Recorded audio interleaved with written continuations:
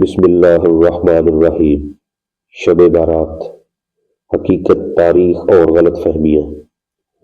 میرے بھائیوں، میرے دوستوں، میرے بزرگوں، میرے نوجوانوں، ہم سب مسلمان ہیں۔ ہم سب اللہ سے محبت کرتے ہیں۔ ہم سب نبی صلی اللہ علیہ وآلہ وسلم سے محبت کا دعویٰ کرتے ہیں۔ لیکن ایک سوال ہے جو ہمیں ایمانداری سے خود سے پوچھنا چاہیے۔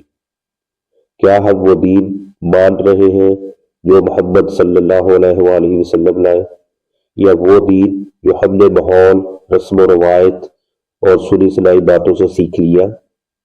آج ہم بات کریں گے شب بارات کی، نہ لڑنے کے لیے، نہ کسی کو غلط ثابت کرنے کے لیے، بلکہ سمجھنے کے لیے، تاکہ عبادت بھی صحیح ہو اور نیت بھی ضائع نہ ہو۔ شب بارات کا نام اور اصل حقیقت۔ سب سے پہلے ایک بنیادی بات سمجھ لیں، شب بارات قرآن یا حدیث کا نام نہیں ہے۔ یہ فارسی لفظ ہے جس کے معنی ہے نجات، چھٹکارا، گناہوں سے رہائی۔ اسلامی نام ہے لیلۃ النصف من شعبان، یعنی شعبان کی 15ویں رات۔ کیا قرآن میں شب بارات کا ذکر ہے؟ یہاں سب سے بڑی غلط فہمی ہوتی ہے۔ اکثر لوگ کہتے ہیں قرآن میں ہے کہ اس رات فیصلے ہوتے ہیں، تقدیریں لکھی جاتی ہیں۔ یہ بات سورۃ الدخان کی اس آیت سے جوڑی جاتی ہے جو یہ ہے فیہا یفرق کل امر حکیم۔ لیکن ذرا ٹھہریں، قرآن کو قرآن سے سمجھیں، حدیث سے سمجھیں، صحابہ سے سمجھیں۔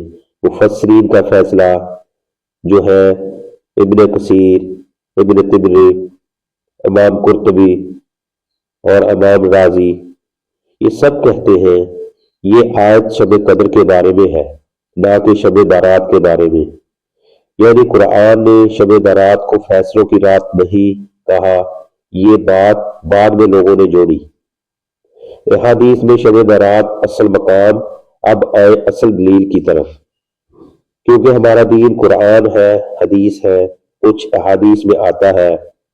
نبی صلی اللہ علیہ وآلہ وسلم نے فرمایا، اللہ سبحانہ تعالیٰ نصف شعبان کی رات آسمان و دنیا پر نزول فرماتا ہے اور بہت بڑی تعداد میں لوگوں کو معاف فرما دیتا ہے۔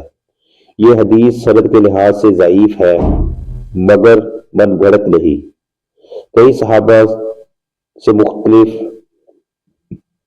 طرق سے آئی ہے، اس لیے علماء کا متوازن اور موقف یہ ہے، اس رات کی فضیلت کا انکار نہیں ہے، لیکن کوئی خاص عبادت بھی ثابت نہیں ہے۔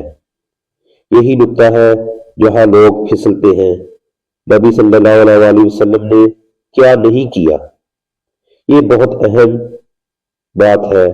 میرے بھائیوں، ذرا غور سے سنیے گا۔ نبی صلی اللہ علیہ وآلہ وسلم نے نہ اس رات جا کر اجتماعی عبادت کروائی، نہ خاص نمازیں سکھاتے، نہ حلوہ تقسیم کرتے، نہ قبرستان کو میلے میں بدلتے، نہ چرارا کرتے، نہ فرمایا کہ جو یہ کرے گا وہ بخشا جائے گا۔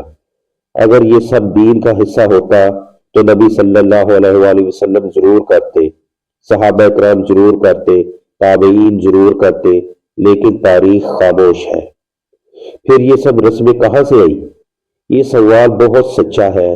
اسلام کے ابتدائی 300 سال میں شب بارات ایسے نہیں منائی گئی۔ بعد میں مختلف علاقوں میں ثقافت، رسم، نیکی کی نیت، یہ سب مل کر عبادت بن گئی۔ نیت نیکی کی تھی، لیکن طریقہ نبی صلی اللہ علیہ وآلہ وسلم والا نہیں تھا۔ اور دین میں اصول ہے، نیت اچھی ہو مگر طریقہ غلط ہو تو وہ عمل قبول نہیں ہوتا۔ شب بارات میں پائی جانے والی بڑی غلطیاں، یہ بات سخت نہیں سچی ہے۔ آتش بازی، یہ تو سراسر گناہ ہے۔ قبرستان میں شور، ہجوم وغیرہ، عورتوں کا بے پردگی کے ساتھ نکلنا، مخصوص نمازیں مثلا 100 رکعت یا 14 رکعت، یہ کہنا جو نہ کرے وہ محروم ہے، یہ سب دین نہیں، حدیث نہیں، سنت نہیں۔ تو پھر صحیح طریقہ کیا ہے؟ اب سنے دین کا حسن۔ اگر کوئی شخص اس رات اکیلے میں نفل پڑھ لے، اللہ سے معافی مانگے، رو رو کر توبہ کرے، دل صاف کرے، کینہ بغض چھوڑ دے، اگلے دن نفلی روزہ رکھ لے، یہ سب جائز ہے کیونکہ یہ عام عبادات ہیں، انہیں کسی رات کے ساتھ باندھا نہیں گیا۔ بدعت کی آسان تعریف عام آدمی کے لیے: بدعت وہ نہیں جو نیا ہو، بدعت وہ ہے جو عبادت سمجھ کر، لازم بنا کر، مخصوص طریقے سے بغیر دلیل کے کی جائے۔ ایک رلا دینے والی حقیقت حدیث میں آتا ہے، اللہ سبحانہ تعالیٰ اس رات سب کو معاف فرما دیتا ہے سوائے مشرک یا کینہ رکھنے والے کو۔ سوچیں، ہم رات بھر نفل پڑھیں لیکن دل میں نفرت ہو تو معافی رک جائے۔ یہ ہے اصل پیغام۔ اصل شب برات کہاں ہے؟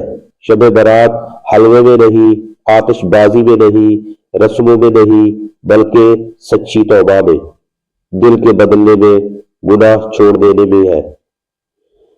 میرے بھائیوں، اللہ کو دھوکہ نہیں دیا جا سکتا، وہ دل دیکھتا ہے، عمل نہیں۔ اخلاص دیکھتا ہے۔ اگر ہم نے ایک رات کو خاص سمجھ کر سارا سال اللہ کو بلا دیا تو یہ دین نہیں ہے، یہ خود فریبی ہے۔ ہم رات بھر نفل پڑھیں مگر دل میں کینہ ہو تو حدیث کہتی ہے معافی رک جاتی ہے۔